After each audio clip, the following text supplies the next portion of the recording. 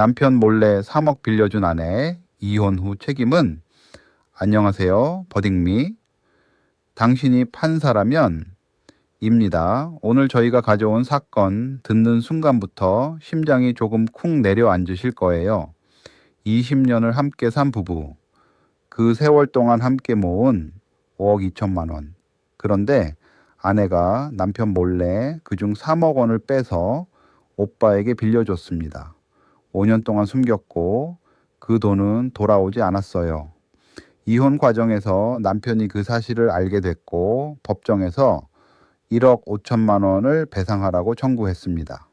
여러분이라면 어떻게 하시겠습니까? 아내 편을 드시겠습니까? 아니면 남편 편을 드시겠습니까? 때는 2018년 9월 14일 금요일 오후였습니다. 김민정 씨, 당시 48세. 그녀는 은행 창구 앞에 서 있었어요. 손에 든 통장에는 남편 최진수 씨와 20년간 한 푼 두 푼 모아온 5억 2천만 원이 찍혀 있었습니다. 그녀는 떨리는 손으로 출금 전표를 작성했어요. 금액란에 딱 세 글자 3억 원. 창구 직원이 용도가 어떻게 되세요? 라고 물었지만 급한 일이 있어서요 라고만 답했죠. 그 돈은 10분 뒤 친정 오빠 계좌로 고스란히 들어갔습니다. 그날 아침 오빠에게서 전화가 왔었거든요. 사업이 부도 직전이라고 거래처 대금만 넘기면 5억짜리 계약이 들어온다고, 딱 2개월만 빌려달라고. 민정 씨는 남편에게 말해야 한다고 생각했어요. 그런데 오빠가 애원했죠. 형부는 절대 안 된다고 할 거야. 우리 부모님 생각해서라도 제발. 민정 씨는 2개월이면 금방이라고, 남편은 모르는 게 나을 거라고 스스로를 설득했습니다. 그날 밤 남편이 오늘 뭐 했어? 라고 물었을 때 민정 씨는 친구들이랑 점심 먹었어? 라고 태연히 답했어요. 하지만 2개월이 지나도 오빠에게서 연락은 없었습니다. 계약이 늦어지고 있다. 6개월이 지났어요. 1년이 지났어요. 오빠의 사업은 결국 파산했고 3억 원은 이미 채권자들에게 분산된 뒤였습니다. 민정 씨는 매일 밤 잠을 이루지 못했어요. 통장을 관리하는 사람은 자신이었기에 남편은 아직 아무것도 몰랐고 민정 씨는 내가 어떻게든 메워야지 라는 다짐으로 침묵을 선택했습니다. 그 사이 부부 관계는 다른 이유로도 금이 가고 있었어요. 진수 씨는 회사 일로 늦게 들어오는 날이 많았고 민정 씨는 죄책감 때문에 남편을 제대로 마주볼 수조차 없었죠. 2021년 여름 결국 진수 씨가 이혼을 말했고 민정 씨는 반대하지 않았습니다. 2022년 1월 두 사람은 남은 재산 2억 2천만 원을 반씩 나누는 협의를 거의 끝내가고 있었어요. 그때 진수 씨가 물었습니다. 그런데 왜 통장 잔고가 5억에서 2억으로 줄어든 거야? 재산 분할을 위해 뽑아본 5년치 거래 내역에 2018년 9월 14일 3억 원 출금 기록이 선명하게 찍혀 있었거든요. 민정 씨는 더 이상 숨길 수 없었습니다. 오빠한테 빌려줬어. 미안해. 진수 씨는 분노했습니다. 빌려줬다고? 내 동의도 없이? 20년 모은 돈을 내 마음대로? 이혼 협의는 즉시 중단됐고 진수 씨는 변호사를 찾아갔습니다. 그리고 2022년 5월 법원에 이혼 소송과 함께 손해배상 청구를 제기했어요. 청구 금액은 1억 5천만 원이었습니다. 자, 이 사건의 핵심은 바로 이겁니다. 민정 씨가 남편 몰래 3억 원을 빌려준 행위가 법적으로 허용되는 범위 안에 있었느냐, 없었느냐 하는 문제예요.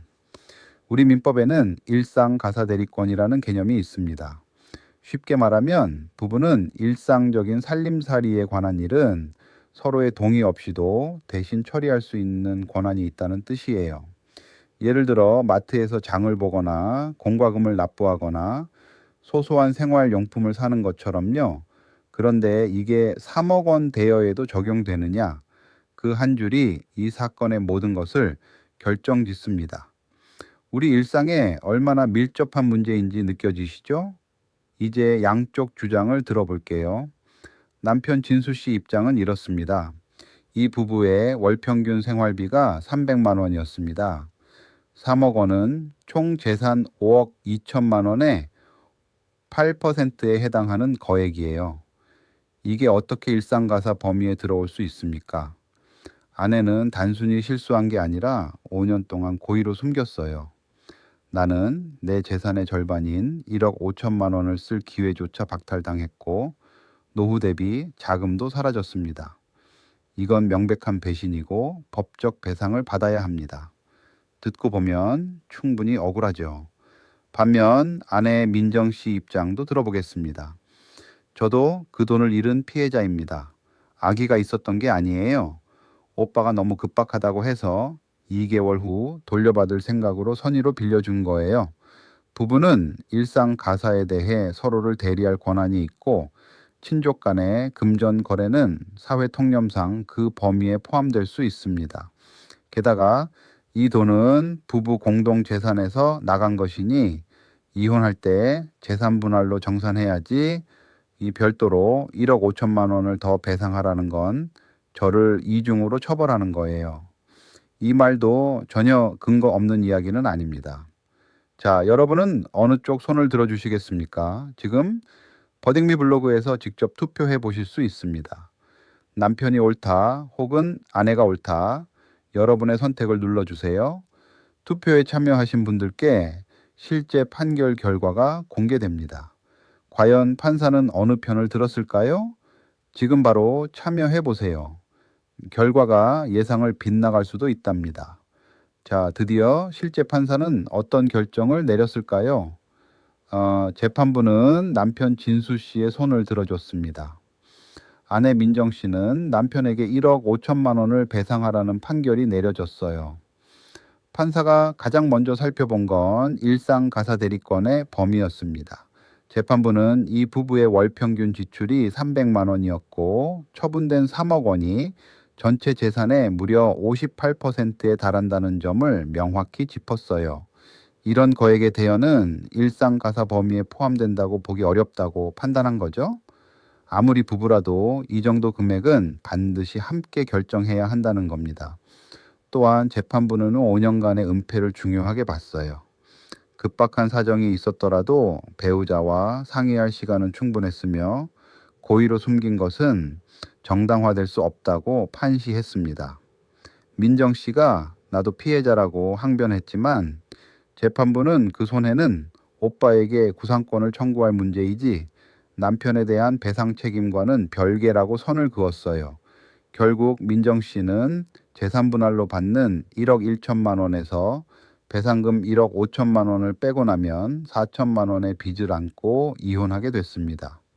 그렇다면 이 판례가 우리 삶에 주는 교훈은 무엇일까요? 첫째, 부부 공동재산은 말 그대로 공동입니다. 아무리 살림을 담당하는 쪽이라 해도 일상적 지출 범위를 훌쩍 넘는 거액은 반드시 배우자와 협의해야 해요. 특히 부모님이나 형제자매처럼 가까운 가족을 위한 지출이라도 예외가 없습니다. 둘째, 숨기면 더 커집니다. 처음 솔직하게 말했더라면 반대에 부딪혔더라도 법적 책임은 달랐을 거예요. 은폐 자체가 법원에서 중대한 과실로 인정됩니다. 셋째, 가족 간 금전 거래는 반드시 차용증을 남기세요.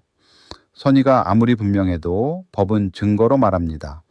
알아두면 반드시 도움이 됩니다. 당신이라면 어떤 판결을 내리셨을까요?